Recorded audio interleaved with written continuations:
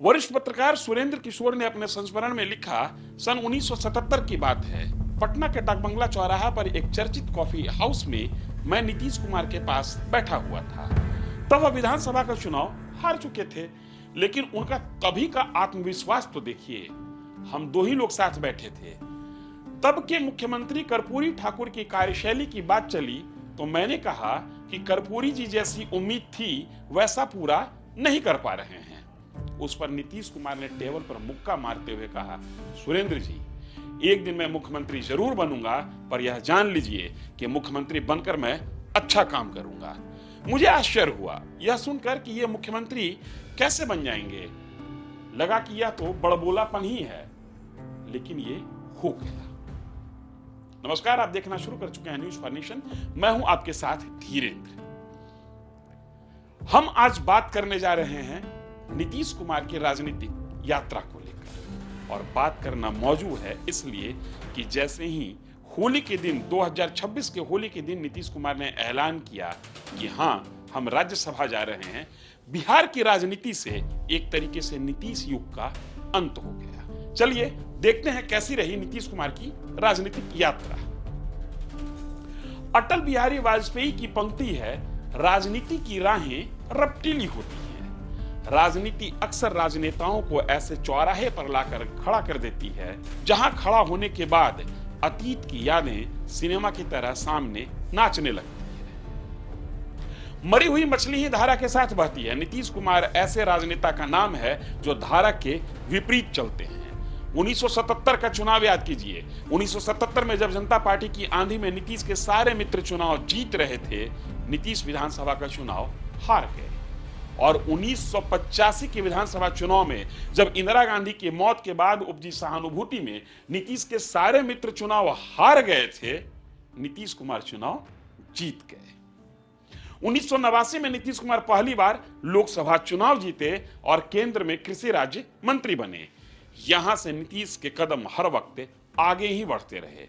छात्र राजनीति के दौर से लालू के साथ रहे नीतीश की राहें 1992-94 आते आते लालू से जुदा हो गई। देखिए, लालू एक बड़े ही आप कह सकते हैं कि शातिर पॉलिटिशियन थे, और उनको अपने सिवा अपने इर्द गिर्द आप कह सकते हैं कि अपने इर्द गिर्द उन्हें चमचों की फौज चाहिए थी।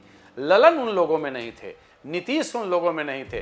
चूंकि राजनीति के ये लोग पैरेलल करते थे तो इनकी हाँ में हाँ नहीं मिलाते थे। दूसरी बात, जहां सामाजिक समीकरण की बात है, जहां यह कहा जाता था कि ललुआ लाल है सवर्णों का काल है, तो उस खांचे में भी फिट नहीं बैठते थे।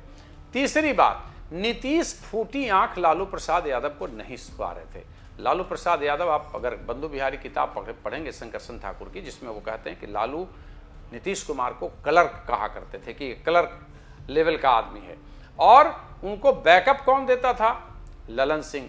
तो ललन सिंह एक प्रकार से लालू प्रसाद के आंखों की किरकिरी थे, तो वो चाहते नहीं थे।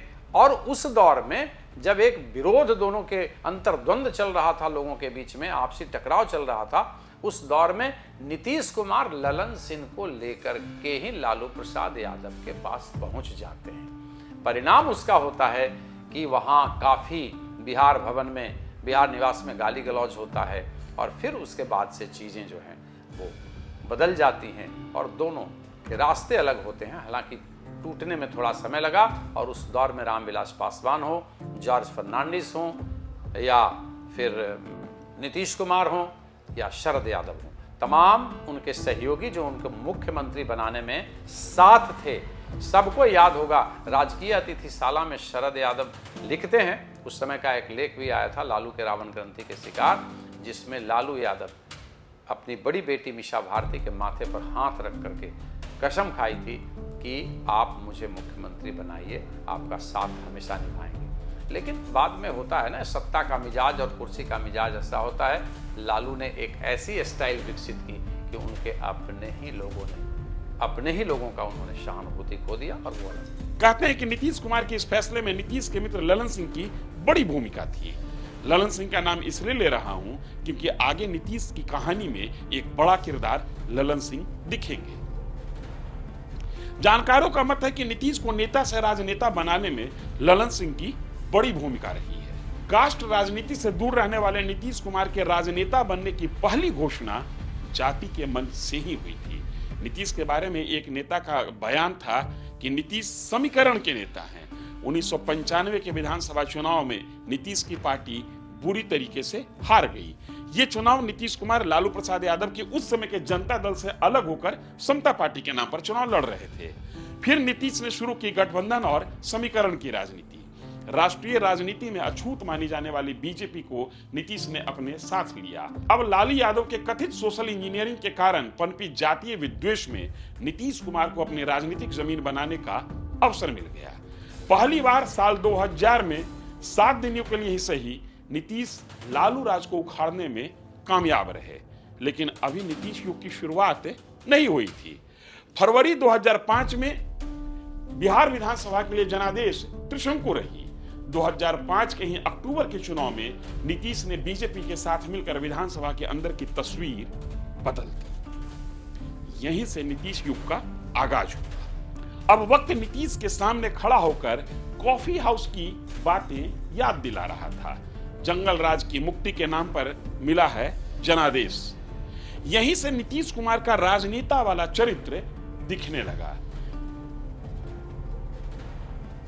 पिछड़ा बिहार को आगे लाने के लिए नीतीश जी जान से जुट गए। शासन इनके जिम्मे रहा और पार्टी की कमान अपने मित्र ललन सिंह के हाथों सौंप दी। शिक्षा, स्वास्थ्य, बिजली, सड़क के साथ कानून का राज लौट आया। विकास की बंजर हो चुकी जमीन पर नीतीश ने हरियाली लौटा दी। काम होता हुआ दिखने लगा। बिहार सरकार का बजट अब विकास का बजट बन गया।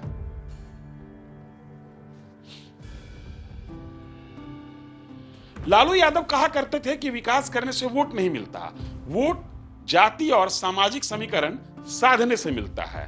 यह कहने भर की बात नहीं थी। बिहार की राजनीति का यही स्याह सच है। नीतीश के लिए इस मोर्चे पर चुनौती दोहरी थी। चूंकि नीतीश जिस जाति से आते हैं उस जाति की संख्या बिहार में ले देकर 2 से 2.5% है। नीतीश कुमार बीजेपी के साथ सत्ता नसीब हुए थे। ऐसे में अल्पसंख्यक वोट को मैनेज करना भी इनके लिए एक बड़ी चुनौती थी। लेकिन यूं ही नहीं, नीतीश कुमार को बिहार की राजनीति का चाणक्य कहा जाता है। 2010 विधानसभा चुनाव आते आते नीतीश कुमार विकास की कहानी गढ़ने वाले नायक बन चुके थे। अब बारी थी वोट बैंक की राजनीति में अपना लोहा मनवाने की। वोट की राजनीति में नीतीश ने अति पिछड़ा और महादलित के साथ ही आधी आबादी यानी महिला वोट बैंक खड़ा कर स्टेट्समैन की स्थिति को प्राप्त कर लिया। 2010 के संपन्न हुए विधानसभा चुनाव में नीतीश कुमार के नेतृत्व में एनडीए यानी जदयू और बीजेपी को अभूतपूर्व सफलता मिली।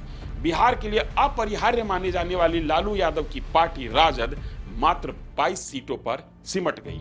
पटना से लेकर दिल्ली तक नीतीश नाम का जलवा था। नीतीश कुमार और उनकी पार्टी पर सफलता मेहरबान थी। नीतीश अब बिहार की राजनीति के सबसे ताकतवर राजनेता बन चुके थे। लेकिन कुछ एक निहायत ही राजनीतिक कारणों से नीतीश को बतौर राजनेता गढ़ने वाले मित्र ललन सिंह नीतीश से अलग हो गए। राजनेता के तौर पर मजबूत होने वाले बिहार के मुख्यमंत्री निजी जिंदगी में कमजोर होते जा रहे थे।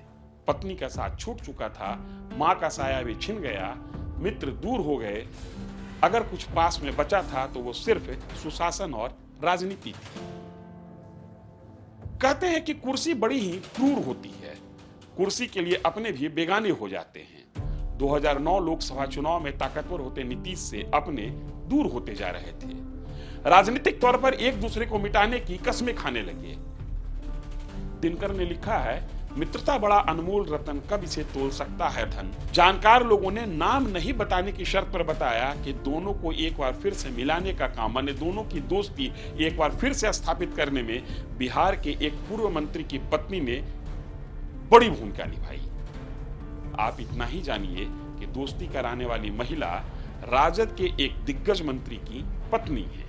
नीतीश कुमार और ललन सिंह 2010 में अलग हुए और 2013 में एक हो गए। देखिए, 77 का चुनाव नीतीश हार चुके थे। कर्पूरी जी ने एक बड़ा ही एक शर्त लगा दिया था कि 85 में उसी को टिकट मिलेगा जो चुनाव जीता हुआ है एक बार भी। लेकिन वो शर्त पर नीतीश खरा नहीं उतरते थे। जैसी चर्चा है, लोग कहते हैं कि कर्पूरी ठाकुर के पास नीतीश गए लेकिन उन्हें टिकट नहीं मिला। उसके बाद ललन सिंह ने जोर लगाकर एन केन प्रकारेण कर्पूरी ठाकुर को मिला करके नीतीश जी को न सिर्फ टिकट दिलवाया बल्कि जिस विधानसभा क्षेत्र से टिकट मिला वहां से जीतने में भी वे कामयाब रहे। दूसरी बात कि उनके लिए फंडिंग भी ललन सिंह किया करते थे। मतलब ये दोस्ती बहुत शुरू से गहरी रही और वो बाद में धीरे धीरे आज तक उसका आधार बना हुआ है। हालांकि बीच में ललन सिंह नीतीश कुमार से किसी गलतफहमी की वजह से 3-4 सालों के लिए अलग हुए थे, बाद में फिर साथ हो लिए। तो इन लोगों की दोस्ती आज तक जो है वो निभाई जा रही है। एक दूसरे के प्रति दोनों समर्पण का हमेशा राजनीतिक तौर पे सियासी समर्पण का हमेशा आप प्रदर्शन करते रहते हैं। ललन सिंह के बयानों से भी जाहिर होता है। 2014 का लोकसभा चुनाव ललन सिंह जदयू के सिंबल पर ही लड़े, लेकिन नरेंद्र मोदी की आंधी में हवा में उड़ गए। अब ललन सिंह की घर वापसी हो चुकी थी, दोनों दोस्त एक साथ हो गए। इसी बीच एक नया खेल हो गया। नीतीश कुमार अपने कतिपय सिद्धांत और अल्पसंख्यक वोट मोह के कारण भाजपा के साथ 17 साल पुरानी दोस्ती तोड़ चुके थे। 2014 के लोकसभा चुनाव में नीतीश कुमार की जमीनी पकड़ कमजोर साबित हुई। जदयू मात्र 2 सीट जीतने में कामयाब हुई, भाजपा 32 सीट जीत गई। हालांकि नीतीश कुमार के साथ 16% वोट बैंक कायम रहा। समीकरण की राजनीति करने वाले नीतीश ने 1994 में साथ छोड़ चुके लालू के साथ हाथ मिला दिया। 2015 के विधानसभा चुनाव में नीतीश कुमार ने भाजपा गठबंधन को धूल चटा दिया। शासकीय तौर पर नीतीश कुमार ने 7 निश्चय लॉन्च कर अपने प्रशासकीय दूरदृष्टि का परिचय दिया। नीतीश कुमार के कई प्रोग्राम को केंद्र सरकार ने भी कॉपी किया।